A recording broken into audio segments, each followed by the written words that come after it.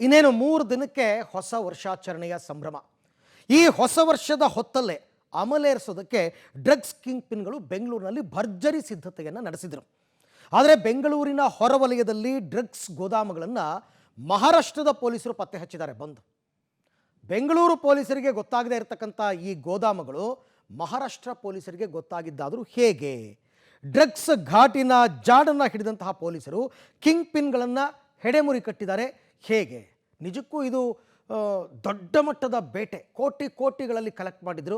ಅದೆಲ್ಲವನ್ನು ಕೂಡ ಹೆಡೆಮುರಿ ಕಟ್ಟಿ ಆ ಡ್ರಗ್ಸ್ ಕಿಂಗ್ ಪಿನ್ಗಳನ್ನು ಒಳಗೆ ಹಾಕಿದ್ದಾರೆ. ಹೆಂಗೆ ಸಾಧ್ಯ ಆಯಿತು ಇದು? ನೋಡೋಣ ಬನ್ನಿ.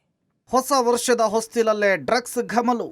ರಾಜಧಾನಿಯಲ್ಲಿ ಅಮಲೇರಿಸಲು ಸಿದ್ಧವಾಗಿದ್ದ ಗ್ಯಾಂಗ್. ಮಹಾರಾಷ್ಟ್ರ ಪೊಲೀಸರಿಂದ ಡ್ರಗ್ಸ್ ಫ್ಯಾಕ್ಟರಿ ಸೀಸ್. ಹೊಸ ವರ್ಷದ ಹೊತ್ತಲ್ಲೇ ಅಮಲೇರಿಸಲು ಡ್ರಗ್ಸ್ ಕಿಂಗ್ ಪಿನ್ಗಳು ಭರ್ಜರಿ ಸಿದ್ಧತೆ ನಡೆಸಿದ್ರು. ಆದರೆ ಬೆಂಗಳೂರಿನ ಹೊರವಲಯಗಳಲ್ಲಿ ಡ್ರಗ್ಸ್ ಗೋದಾಮುಗಳನ್ನು ಮಹಾರಾಷ್ಟ್ರ ಪೊಲೀಸರು ಪತ್ತೆ ಹಚ್ಚಿದ್ದಾರೆ. ಬೆಂಗಳೂರಿನ ಹೊರವಲಯದಲ್ಲಿ ವಿವಿಧ ಮಾದರಿಯ ಮಾದಕ ವಸ್ತುಗಳನ್ನು ತಯಾರಿಸಿ ಬೇರೆ ಬೇರೆ ರಾಜ್ಯಗಳಿಗೆ ಸಪ್ಲೈ ಮಾಡ್ತಾ ಇದ್ದಂತಹ ಬೃಹತ್ ಡ್ರಗ್ಸ್ ತಯಾರಿಕಾ ಫ್ಯಾಕ್ಟರಿಯನ್ನು ಮಹಾರಾಷ್ಟ್ರದ ANTF ಪೊಲೀಸರು ಸೀಸ್ ಮಾಡಿದ್ದಾರೆ.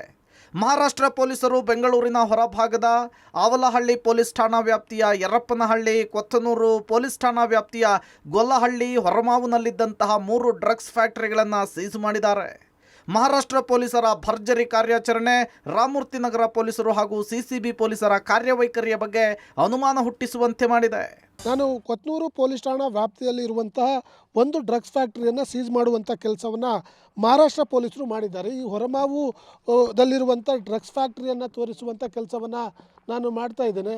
ಇದೇ ಜಾಗದಲ್ಲಿ ಅಂದರೆ ಮಾವಿನ ತೋಪಿನಿದೆ, ಮಾವಿನ ತೋಪಿನಲ್ಲಿರುವಂಥ ಒಂದು ಗೋಡನ್ನಲ್ಲಿ ಡ್ರಗ್ಸನ್ನು ತಯಾರು ಮಾಡ್ತಿರುವಂಥ ವಿಚಾರವನ್ನು ತಿಳಿದಂಥ ಮಹಾರಾಷ್ಟ್ರ ಪೊಲೀಸರು ಇಲ್ಲಿ ಬಂದು ಈ ಫ್ಯಾಕ್ಟ್ರಿಯನ್ನು ಸೀಸ್ ಮಾಡುವಂಥ ಕೆಲಸವನ್ನು ಮಾಡಿರುವಂಥದ್ದು. ಒಂದು ಆವಲಹಳ್ಳಿ ಪೊಲೀಸ್ ಠಾಣಾ ವ್ಯಾಪ್ತಿಯಲ್ಲಿ ಬರುವಂಥ ಯರಪ್ಪನಹಳ್ಳಿ, ಇನ್ನೊಂದು ಕೊತ್ತನೂರು ಪೊಲೀಸ್ ಠಾಣಾ ವ್ಯಾಪ್ತಿಯಲ್ಲಿರುವಂಥ ಈ ಹೊರಮಾವುನ ಹೊರಭಾಗದಲ್ಲಿರುವಂತಹ ಜಾಗದಲ್ಲಿ ಡ್ರಗ್ಸನ್ನು ಮಾರಾಟ ಮಾಡ್ತಿದ್ರು ಮತ್ತು ಜೊತೆಗೆ ಇಲ್ಲಿಂದ ತಯಾರು ಕೂಡ ಆಗ್ತಾ ಇದ್ವು ಅನ್ನುವಂಥ ವಿಚಾರಗಳು ಕೂಡ ಗೊತ್ತಾಗಿ ಮಹಾರಾಷ್ಟ್ರ ಪೊಲೀಸರು ಸೀಸ್ ಮಾಡಿರುವಂಥದ್ದು. ಇದು ಬೆಂಗಳೂರು ಪೊಲೀಸರಿಗೆ ಗೊತ್ತಿದ್ದು ಕಣ್ಮುಚ್ಚಿ ಕುಳಿತಿದ್ರ ಅನ್ನುವಂಥ ಅನುಮಾನಕ್ಕೆ ಎಡೆ ಮಾಡಿಕೊಡ್ತಾ ಇರುವಂಥದ್ದು. ಯಾಕಂದರೆ ಭಾಳ ಹೊರಭಾಗದಲ್ಲಿ ಮಹಾರಾಷ್ಟ್ರದ ಪೊಲೀಸರು ಬಂದು ಇಲ್ಲಿ ಹುಡುಕಿದ್ರು ಕೂಡ ಬೆಂಗಳೂರು ಪೊಲೀಸರಿಗೆ ಮತ್ತು ಲೋಕಲ್ ಕೊತ್ನೂರು ಮತ್ತು ಆವಲಹಳ್ಳಿ ಪೊಲೀಸರಿಗೆ ಮಾಹಿತಿ ಇಲ್ಲದೆ ಇತ್ತ ಅಥವಾ ಅವರು ಗೊತ್ತಿದ್ದು ಕೂಡ ಕಣ್ಮುಚ್ಚಿ ಸುಮ್ಮನೆ ಕುಳಿತಿದ್ರ ಅನ್ನುವಂಥ ಅನುಮಾನಗಳು ಕೂಡ ಈಗ ವ್ಯಕ್ತವಾಗ್ತಿರುವಂಥದ್ದು. ಹಾಗಾಗಿ ಈಗ ಕೋಟ್ಯಾಂತರ ಮೌಲ್ಯದ ಡ್ರಗ್ಸ್ಗಳನ್ನು ಸೀಸ್ ಮಾಡಿರುವಂಥ ಮಹಾರಾಷ್ಟ್ರ ಪೊಲೀಸರು ಈಗಾಗಲೇ ರಾಜಸ್ಥಾನ ಮೂಲದ 2 ಕಿಂಗ್ ಪಿನ್ಗಳು ಮತ್ತು ಇಲ್ಲಿ ಯಾರು ಕೆಲಸ ಮಾಡ್ತಿದ್ರು ಮತ್ತು ಡ್ರಗ್ಸನ್ನು ತಯಾರಿಸ್ತಿದ್ರು ಆ 4 ಜನ ಆರೋಪಿಗಳನ್ನು ಬಂಧನ ಮಾಡಿರುವಂತಹ ಮಹಾರಾಷ್ಟ್ರ ಪೊಲೀಸರು ಈಗಾಗಲೇ ಅವರನ್ನು ವಶಕ್ಕೆ ಪಡೆದು ಮಹಾರಾಷ್ಟ್ರಕ್ಕೆ ಕರೆದುಕೊಂಡು ಹೋಗಿ ತನಿಖೆಯನ್ನು ಮಾಡುವಂಥ ಕೆಲಸವನ್ನು ಮಾಡ್ತಿರುವಂಥದ್ದು. 55 ಕೋಟಿ ಮೌಲ್ಯದ ಡ್ರಗ್ಸ್ ಸೀಸ್. ಖಚಿತ ಮಾಹಿತಿಯ ಮೇರೆಗೆ ಪೊಲೀಸರಿಂದ ರೇಡ್. ಇನ್ನು ಮಹಾರಾಷ್ಟ್ರ ಪೊಲೀಸರು ಇತ್ತೀಚೆಗೆ 1.5 ಕೋಟಿ ಮೌಲ್ಯದ ಡ್ರಗ್ಸ್ ಅನ್ನು ಸೀಸ್ ಮಾಡಿ ಅಬ್ದುಲ್ ಖಾದರ್ ಶೇಖ್ ಎಂಬಾತನನ್ನು ಬಂಧಿಸಿ ವಿಚಾರಣೆಗೊಳಪಡಿಸಿದರು. ಈ ವೇಳೆ ಆರೋಪಿಗೆ ಬೆಳಗಾವಿ ಮೂಲದ ಪ್ರಶಾಂತ್ ಯಲ್ಲಪ್ಪ ಪಾಟೀಲ್ ಎಂಬುವನ ಲಿಂಕ್ ಇರೋದು ಗೊತ್ತಾಗಿ ಆತನನ್ನು ಕೂಡ ಲಾಕ್ ಮಾಡಿ ವಿಚಾರಣೆಗೊಳಪಡಿಸಿದಾಗ ಬೆಂಗಳೂರಿನ ಡ್ರಗ್ಸ್ ಫ್ಯಾಕ್ಟರಿಗಳ ಬಗ್ಗೆ ಮಾಹಿತಿ ಸಿಕ್ಕಿತ್ತು. ಆರೋಪಿ ಕೊಟ್ಟ ಮಾಹಿತಿಯನ್ನು ಆಧರಿಸಿ ಅಲರ್ಟ್ ಆದ ಮಹಾರಾಷ್ಟ್ರ ಪೊಲೀಸರು ಫ್ಯಾಕ್ಟರಿಗಳಿರುವ 3 ಸ್ಥಳಗಳನ್ನು ಲೋಕಲ್ ಪೊಲೀಸರಿಗೂ ತಿಳಿಸದೆ ಪತ್ತೆ ಹಚ್ಚಿದ್ದಾರೆ. ಬಳಿಕ ಸರ್ಚ್ ವಾರೆಂಟ್ ಅನ್ನು ಪಡೆದು ಯರಪ್ಪನಹಳ್ಳಿ, ಗೊಲ್ಲಹಳ್ಳಿ, ಹೊರಮಾವು ಬಳಿಯ 3 ಡ್ರಗ್ಸ್ ಫ್ಯಾಕ್ಟರಿಗಳ ಮೇಲೆ ದಾಳಿ ಮಾಡಿದ್ದಾರೆ.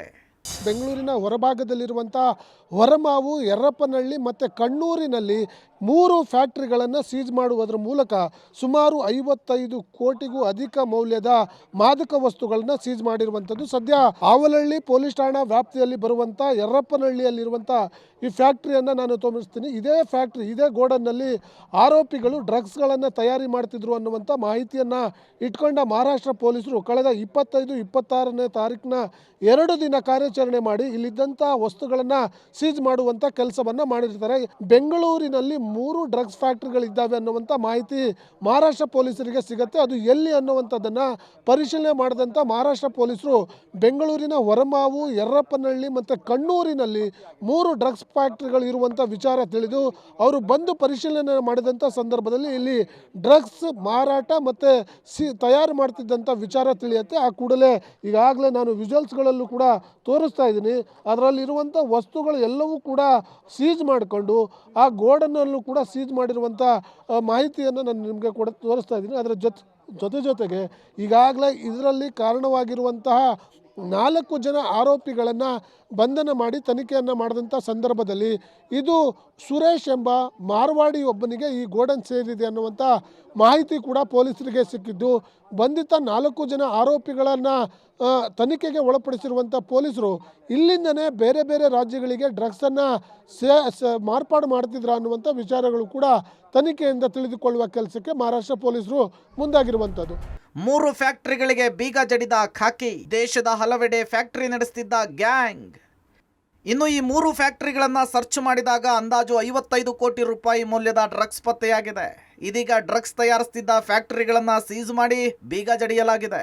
ಇದಕ್ಕೂ ಮುನ್ನ ಡಿಸೆಂಬರ್ 25, 26ರಂದು ಕಾರ್ಯಾಚರಣೆ ನಡೆಸಿರೋ ಮಹಾರಾಷ್ಟ್ರದ ಪೊಲೀಸರು ರಾಜಸ್ಥಾನ ಮೂಲದ ಕಿಂಗ್ ಪಿನ್ಗಳಿಂದ ಡ್ರಗ್ಸ್ ಫ್ಯಾಕ್ಟರಿ ರನ್ ಆಗ್ತಾ ಇರುವ ಬಗ್ಗೆ ಮಾಹಿತಿಯನ್ನು ಕಲೆ ಹಾಕಿದ್ದಾರೆ. ಇಡೀ ದಂಧೆಯ ಕಿಂಗ್ ಪಿನ್ಗಳಾದ ಯೋಗಿ ರಾಜ್ಕುಮಾರ್, ನಯನ್ ಪವರ್ ಅನ್ನೋರು ಪ್ರಾಥಮಿಕ ತನಿಖೆಯಲ್ಲಿ ಗೊತ್ತಾಗಿದೆ. ಆರೋಪಿಗಳು ದೇಶದ ಅನೇಕ ಕಡೆ ಡ್ರಗ್ಸ್ ಫ್ಯಾಕ್ಟರಿಗಳನ್ನು ನಡೆಸ್ತಾ ಇರೋದ್ರ ಬಗ್ಗೆ ಮಾಹಿತಿ ಸಿಕ್ಕಿದೆ. ಸದ್ಯ ರಾಜಸ್ಥಾನದ ಸೂರಜ್ ರಮೇಶ್ ಯಾದವ್ ಮತ್ತು ಮಲ್ಖಾನ್ ರಾಮ್ಲಲ್ಲಾ ಬಿಷ್ಣೋಯ್ ಬಂಧನವನ್ನು ಮಾಡಿ ಕಿಂಗ್ ಪಿನ್ಗಳಿಗೆ ಬಲೆ ಬೀಸಿದ್ದಾರೆ. ಇದೆಲ್ಲದರ ಮಧ್ಯೆ ಗೃಹ ಸಚಿವ ಪರಮೇಶ್ವರ್ ಮಾತ್ರ 55 ಕೋಟಿ ಡ್ರಗ್ಸ್ ಸೀಸ್ ಮಾಡಿರುವುದನ್ನು ತಳ್ಳಿ ಹಾಕಿದ್ದಾರೆ. ಮಹಾರಾಷ್ಟ್ರ ಪೊಲೀಸರ ಜೊತೆಗೆ ನಮ್ಮವರು ಸೇರಿ ಕಾರ್ಯಾಚರಣೆ ಮಾಡಲಾಗಿದೆ. 58 ಕೋಟಿ ಡ್ರಗ್ಸ್ ಸೀಸ್ ಮಾಹಿತಿ ಸುಳ್ಳು. ಮಹಾರಾಷ್ಟ್ರ ಪೊಲೀಸರು ಸುಳ್ಳು ಮಾಹಿತಿ ಕೊಟ್ಟಿದ್ದಾರೆ. 1.20 ಲಕ್ಷ ಮೌಲ್ಯದ 5 kg ಡ್ರಗ್ಸ್ ಸಿಕ್ಕಿದೆ. ಹೊಸ ವರ್ಷಕ್ಕೆ ಬಂದು ಸ್ಟಾಕ್ ಮಾಡ್ಕೊಂಡಿದ್ದಾರೆ. ಅದು ಸ್ವಾಭಾವಿಕ ಅಂತ ಹೇಳಿದ್ದಾರೆ. ಇತ್ತ ಬಿಜೆಪಿ ನಾಯಕರು ಮಾತ್ರ ರಾಜ್ಯ ಸರ್ಕಾರದ ವಿರುದ್ಧ ಹರಿಹಾಯ್ದಿದ್ದಾರೆ. ನಿನ್ನೆ ದಿವಸ ಅವರು ಮಹಾರಾಷ್ಟ್ರದವರು ಪೊಲೀಸ್ನವರು ಅವರ ಜೊತೆಯಲ್ಲೇ ನಮ್ಮವರು ಕೂಡ ಆ ಮಾಹಿತಿ ಶೇರ್ ಮಾಡಿಕೊಂಡು ನಮ್ಮ DCP ಕೂಡ ಹೋಗಿದ್ದಾರೆ. ನಾಟ್ ದಟ್ ಏನು ನಮ್ಮವ್ರಿಗೆ ಗೊತ್ತಿಲ್ಲ ಅವರೇ ಮಾಡಿದರು ಅಂತೇಳಿ ಅದು ಸರಿ ಇಲ್ಲ. 1.5 ಮೆಫೆಡ್ರಿನ್ ಅಂತ ಕೆಮಿಕಲ್ಲು, ಮೆಫೆಡ್ರಿನ್ ಅಂತ ಆ NCBನವರು ಕೂಡ ನಾರ್ಕೋಟಿಕ್ಸ್ ಕಂಟ್ರೋಲ್ ಬ್ಯೂರೋನವರು ಕೂಡ ಭಾಗವಹಿಸಿದ್ದಾರೆ. ನಮ್ಮ ಸೋಕೋ ಟೀಮ್ ಕೂಡ ಭಾಗವಹಿಸಿದ್ದಾರೆ. ಹಾಗಾಗಿ ಅವರು ಹೇಳಿದ್ದು 50 ಕೋಟಿ ವರ್ತು 58 ಕೋಟಿ ವರ್ತು ಡ್ರಗ್ಸು ಅಂತೆಲ್ಲ ಅವ್ರು ಹೇಳಿದ್ದಾರೆ. ಅದೆಲ್ಲ ಸತ್ಯಕ್ಕೆ ದೂರವಾಗಿರೋದು. 1.5 kg 1 kgಗೆ 30 ಲಕ್ಷ ಅದು ಬೆಲೆ ಬಾಳೋದು. 1,20 lakhs. ಈ ಮಧ್ಯೆ 100 ಗ್ರಾಂ 200 ಗ್ರಾಂ ಡ್ರಗ್ಸ್ ಅನ್ನ ಸೀಸ್ ಮಾಡಿ ಡ್ರಗ್ಸ್ ಮುಕ್ತ ಕರ್ನಾಟಕದ ಬಗ್ಗೆ ಭಾಷಣ ಮಾಡ್ತಿದ್ದ ಬೆಂಗಳೂರು ಪೊಲೀಸರಿಗೆ ದೊಡ್ಡ ಮುಜುಗರವನ್ನು ತಂದಿಟ್ಟಿದೆ.